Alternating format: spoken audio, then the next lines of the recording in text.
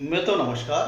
मैं सुधीर श्रीवास्तव ज्योतिष अनुसंधान केंद्र में आपका स्वागत करता हूं। ज्योतिषीय परिचर्चा में आज हम बात करेंगे गज केसरी योग के विषय में। गज केसरी योग को ज्योतिष शास्त्र में अत्यंत शुभ फल देने वाला योग बताया गया है। गज केसरी योग को ज्योतिष शास्त्र में राजयोग की संज्ञा प्रदान की गई है। गज केसरी योग को ज्योतिष शास्त्र में एक श्रेष्ठ फल देने वाला राजयोग बताया गया है। गज केसरी योग जिन लोगों की कुंडली में होता है, ऐसे लोग ज्ञानवान होते हैं, बुद्धिमान होते हैं, ज्ञान का भंडार होते हैं। गज केसरी योग जिन लोगों की कुंडली में होता है, ऐसे लोग जिस भी क्षेत्र में कार्य करते हैं उस क्षेत्र में अत्यधिक सफलता प्राप्त करते हैं। अपने लाइफ में, कैरियर के क्षेत्र में ऊंचाई के मुकाम तक पहुंचते हैं। गज केसरी योग जिन लोगों की कुंडली में होता है, वो जिस क्षेत्र में भी कार्य करते हैं उसमें यश प्राप्त करते हैं, कीर्ति प्राप्त करते हैं, प्रसिद्धि प्राप्त करते हैं, समृद्धि प्राप्त करते हैं।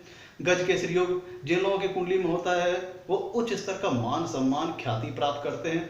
अपने परिश्रम के बल पर जीवन में सफल होते हैं। ऐसे लोग काफ़ी ज्ञानवान और बुद्धिमान होते हैं, तो अपने ज्ञान के बल पर, परिश्रम के बल पर ऐसे लोग जीवन में उच्च स्तर की सफलता प्राप्त करते हैं, यश प्राप्त करते हैं, कीर्ति प्राप्त करते हैं। गज केसरी योग जिन लोगों की कुंडली में होता है, उनको अच्छी खासी कीर्ति मिलती है और प्रसिद्धि मिलती है और समृद्धि मिलती है। गज केसरी योग को कुंडली में एक श्रेष्ठ फल देने वाला राजयोग बताया गया है।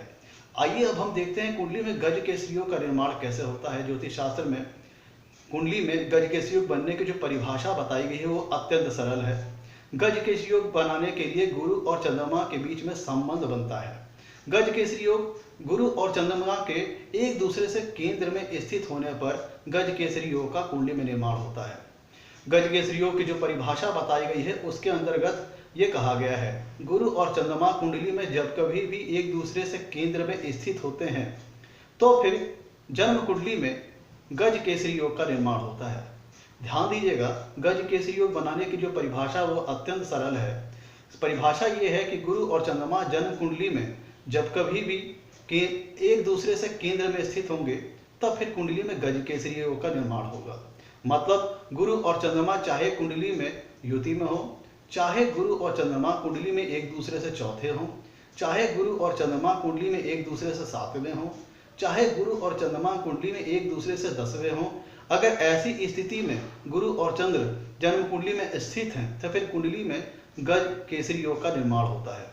गज केसरी योग एक अत्यंत शुभ फल देने वाला राजयोग है। ध्यान दीजिएगा, गज केसरी योग एक अत्यंत शुभ फल देने वाला राजयोग है। गज केसरी योग की परिभाषा तो है अत्यंत सरल, गज केसरी योग की जो परिभाषा वो है तो अत्यंत सरल, लेकिन ये बहुत ही श्रेष्ठ फल देने वाला योग है। गज केसरी योग गुरु और चंद्र के आपस में एक दूसरे से केंद्र में स्थित होने पर बनता है। मैं आपको एक कुंडली के माध्यम से बताता हूं कि कैसे ये एक दूसरे से केंद्र में स्थित होते हैं और कैसे गज केसरी योग का निर्माण होता है। मैंने कहा कि गज केसरी योग में गुरु और चंद्र एक दूसरे से केंद्र में हो तो गज केसरी योग का निर्माण होता है। तो यहाँ पे मेरे कहने का तात्पर्य है, चाहे गुरु और चंद्र एक दूसरे से युति में हो तब फिर गज केसरी योग का निर्माण होगा। जैसे मैं यहाँ पे देखिए, गुरु और चंद्र युति में है तो फिर गज केसरी योग का निर्माण होगा। या फिर गुरु और चंद्र एक दूसरे से चौथे हों तो फिर गज केसरी योग का निर्माण होगा। मान लीजिए गुरु कुंडली में यहाँ बैठा है और चंद्रमा कुंडली में यहाँ बैठा है। मान लीजिए गुरु कुंडली में दूसरे भाव में बैठा हुआ है और चंद्रमा कुंडली में पंचम भाव में बैठा हुआ है, तो इन दोनों के बीच में जो दूरी है वो है 1 2 3 4। तो यहाँ पे गुरु से चंद्रमा चौथे बैठा हुआ है, इसलिए भी इस प्रकार से भी कुंडली में गज केसरी योग का निर्माण होगा।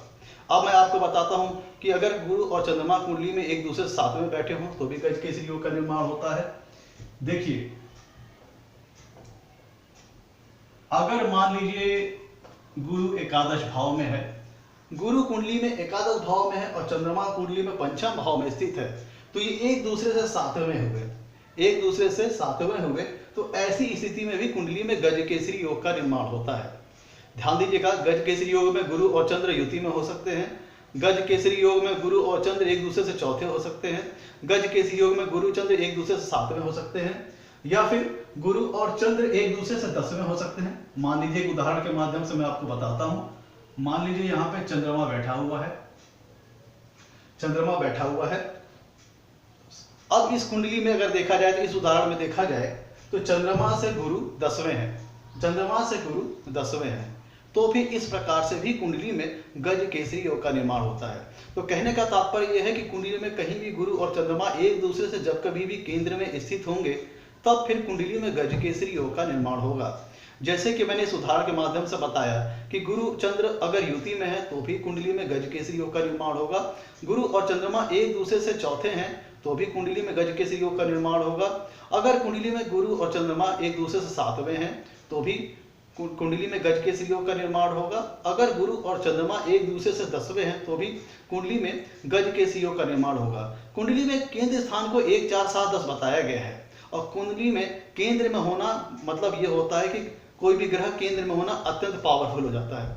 तो गज केसरी योग में कहा गया है कि जब कभी भी गुरु और चंद्र एक दूसरे से केंद्र में होंगे तो फिर इनके बीच में एक शुभ संबंध स्थापित होगा, जिसके फलस्वरूप ये कॉम्बिनेशन एक गज केसरी योग का निर्माण करेगा, जिसके फलस्वरूप जातक को अत्यंत शुभ फल प्राप्त होंगे और वो अपने ज्ञान और बुद्धि के बल पर, परिश्रम के बल पर जातक अपने क्षेत्र में परिश्रम करके एक संघर्ष को करता हुआ अत्यंत ऊंचाई तक पहुंचेगा, एक उच्च स्तर की सफलता प्राप्त करेगा और जिस भी क्षेत्र में कार्य करेगा उस क्षेत्र में ख्याति, मान, सम्मान, यश और कीर्ति प्राप्त करेगा।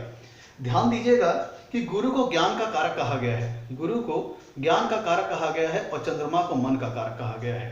तो जब कभी भी इस तरह का कॉम्बिनेशन कुंडली में बनता है, जब एक दूसरे से केंद्र में होते हैं, तब व्यक्ति को व्यक्ति का जो मन होता है उसमें ज्ञान कूट कूट के भर जाता है। मतलब ऐसा व्यक्ति ज्ञान का भंडार होता है, ज्ञानी होता है, बुद्धिमान होता है, ज्ञानवान होता है, कंस्ट्रक्टिव होता है, हाईली क्रिएटिव नेचर का होता है, सृजनात्मक क्षमता उसके अंदर अच्छी खासी होती है। जब कभी भी कुंडली में गज केसरी योग का निर्माण होता है तो ऐसा व्यक्ति हाईली क्रिएटिव होता है, कंस्ट्रक्टिव होता है और उसके अंदर अच्छे विचार आते हैं और उन विचारों को अपने बुद्धिमानी के बल पर, अपने परिश्रम के बल पर जीवन में अच्छी सफलता प्राप्त करता है। ध्यान दीजिएगा, गज केसरी योग तो एक सरल योग है जिसकी परिभाषा अत्यंत सरल है और बहुत सी कुंडली में गज केसरी योग बनता है, लेकिन हर कोई व्यक्ति इतनी ऊंचाई, इतनी सफलता नहीं प्राप्त कर पाता है। तो गज केसरी योग का 100% पूर्ण फल पाने के लिए कुछ कंडीशंस बताई गई हैं। गज केसरी योग का 100% पूर्ण फल पाने के लिए कुछ कंडीशंस बताई गई हैं, उनको ध्यान दीजिएगा। वो कंडीशन ये है कि गुरु और चंद्रमा के बीच में जब कभी भी कुंडली में गज केसरी योग बनता तो कई सारी कुंडली में है, लेकिन हर किसी व्यक्ति को इतनी ऊंचाई और कैरियर में इतनी हाइट, इतनी सफलता नहीं मिल पाती। तो गज केसरी योग का 100% रिजल्ट तब मिलता है जब कुंडली में लग्न लग्नेश बलवान हो, कुंडली में लग्न लग्नेश की स्थिति बलवान हो। गुरु और चंद्र कुंडली में नीच राशि के नहीं होने चाहिए, गुरु और चंद्र कुंडली में अस्त नहीं होने चाहिए, गुरु और चंद्र कुंडली में डिग्री वाइज बलाबल में होने चाहिए, गुरु और चंद्र उस कुंडली के लिए, जिस कुंडली का अभी हम विचार कर रहे हैं, उस कुंडली के लिए शुभ फलदायक होने चाहिए, मतलब उस कुंडली के लिए कारक होने चाहिए। गुरु और चंद्र डिग्री वाइज बलाबल में होने चाहिए और अगर यह संबंध शुभ भावों में बन रहा है तो अत्यंत प्रभावी होगा। ध्यान दीजिएगा, गज केसरी योग का पूर्ण फल पाने के लिए कुछ कंडीशंस बताई गई हैं। वो कंडीशन ये है कि लग्न लग्नेश की स्थिति कुंडली में बलवान होनी चाहिए। दूसरी बात कि गुरु और चंद्र कुंडली में नीच राशि में नहीं होने चाहिए, गुरु और चंद्र कुंडली में अस्त नहीं होने चाहिए, गुरु और चंद्र जिस भी कुंडली के लिए हम विचार कर रहे हैं उस कुंडली के लिए शुभ फलदायक मतलब कारक होने चाहिए। और गुरु और चंद्र उस कुंडली में अगर शुभ भावों में संबंध बना रहे हैं, एक दूसरे में केंद्र में स्थित है शुभ भावों में, तो ये अत्यंत शुभ फलदायक हो जाएगा।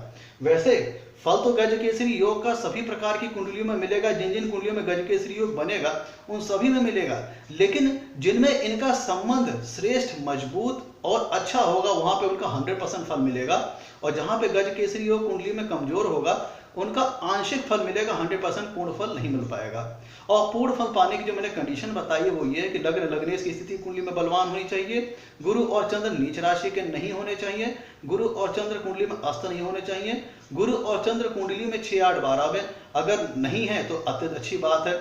गुरु और चंद्र बीच में जो एक दूसरे में जो केंद्र का संबंध है अगर वो शुभ भावों में बन रहा है तो अत्यंत शुभ फलदायक है।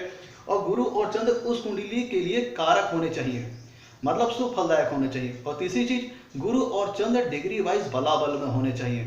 तब ऐसी स्थिति में गज केसरी योग का 100% फल जातक को मिलता है। गज केसरी योग में ध्यान दीजिएगा, 2 ग्रहों का विशेष महत्वपूर्ण योगदान है, एक गुरु और दूसरा चंद्रमा। गुरु ज्ञान का कारक है, चंद्रमा मन का कारक है। तो जब ज्ञान का कारक का संबंध चंद्रमा मन के कारक से बनता है तो व्यक्ति को ज्ञान मिलता है, तेज मिलता है। ऐसा व्यक्ति काफी तेजस्वी होता है, उसके चेहरे पे एक प्रकार का तेज होता है, काफी ज्ञानवान होता है, बुद्धिमान होता है। अपने परिश्रम के बल पे, अपनी बुद्धिमानी के बल पे वो अच्छा खासा नाम अर्जित करता है, यश अर्जित करता है, धनवान होता है, लक्ष्मीवान होता है और वो एक समाज में बहुत ही श्रेष्ठ व्यक्तियों की श्रेणी में आता है। लेकिन गज केसरी योग तो बनता तो कई कुंडली में है, लेकिन उसका श्रेष्ठ फल पाने के लिए जो मैंने कंडीशंस आपको बताई, वो कंडीशन अगर कुंडली में पूरी हो रही है तब फिर गज केसरी योग का पूर्ण फल मिलेगा। और कंडीशन कौन सी है?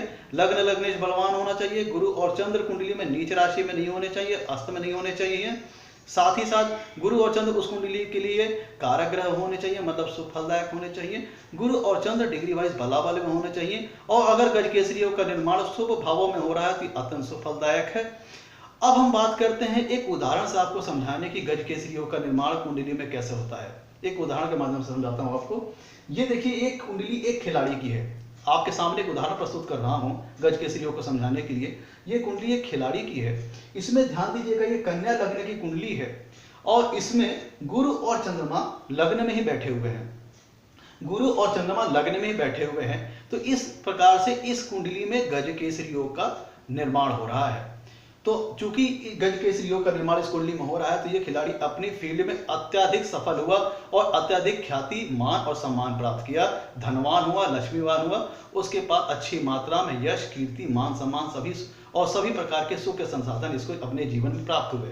और उदाहरण में देखेंगे तो लग्न में गुरु और चंद्र की युति है। इस प्रकार से इस कुंडली में गज केसरी योग का निर्माण हो रहा है। तो जो मैंने आपको गुरु और चंद्र जो परिभाषा बताई गज केसरी योग की वो ये है कि गुरु और चंद्र कुंडली में जब कभी भी एक दूसरे से केंद्र में स्थित होंगे तब फिर कुंडली में गज केसरी योग का निर्माण होगा। मतलब चाहे गुरु और चंद्र एक दूसरे से युति में हो, चाहे गुरु और चंद्र कुंडली में एक दूसरे से चौथे हों, चाहे और गुरु और चंद्र एक दूसरे से कुंडली में सातवें हों, चाहे गुरु और चंद्र कुंडली में एक दूसरे से 10वें हों, तब अगर ऐसी स्थिति कुंडली में जन्म कुंडली में बन रही है तो फिर व्यक्ति को कुंडली में गज केसरी योग का निर्माण हो रहा है। और गज केसरी योग का निर्माण हो रहा है तो व्यक्ति अत्यधिक भाग्यवान, भाग्यशाली, ज्ञानवान, बुद्धिमान, परिश्रमी और हाईली क्रिएटिव, कंस्ट्रक्टिव विचारधारा का होता है। सृजनात्मक क्षमता उसके अंदर उच्च स्तर की होती है। ऐसा व्यक्ति तेजस्वी होता है।